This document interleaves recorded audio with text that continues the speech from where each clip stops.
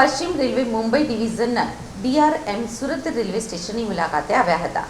સુરત અને Udhna railway station ખાતે ચાલી રહેલા નવીનીકરણનું નિરીક્ષણ પણ કર્યું હતું. આ સાથે જ આગામી દશેરા, છઠ પૂજા અને દિવાળીના તહેવારને લઈને પણ સેફટી ઇન્સ્પેક્શન કરવામાં આવ્યું હતું.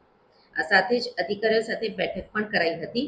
સુરત રેલવે પાસેથી મળતી માહિતી મુજબ પશ્ચિમ રેલવે મુંબઈ ડિવિઝનના ડીઆરએમ નીરજ વર્મા સુરત અને ઉધના રેલવે સ્ટેશનની મુલાકાતે આવ્યા હતા. સુરત અને ઉધના રેલવે સ્ટેશનના નવીનીકરણ કામ ચાલી રહ્યું છે, ત્યારે તેઓ આ કામગીરીનું નિરીક્ષણ કરવા માટે આવ્યા હતા.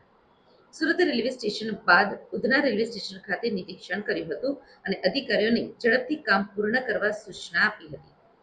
સુરત રેલવે સ્ટેશનના પ્લેટફોર્મ 4 ઉપર 4મી જૂનથી બ્લોક છે તે 7મી સપ્ટેમ્બરના રોજ પૂરું કરવાનું હતું, પરંતુ તે કામગીરી પણ પૂરી થઈ નથી અને તેના કામ માટે અલગ અલગ 2 તારીખો આપવામાં આવી છે. તેની છેલ્લી તારીખ 30મી સપ્ટેમ્બર છે. તેથી તે પ્લેટફોર્મનું કામ પણ ક્યાં સુધી પહોંચ્યું છે તે અંગેની પણ માહિતી મેળવી હતી. સાથે સાથે ડીઆરએમ નીરજ વર્મા સ્વચ્છતા પખવાડિયામાં ભાગ લેશે અને સેફટી સેમિનાર મીટિંગમાં ભાગ પણ લીધો હતો.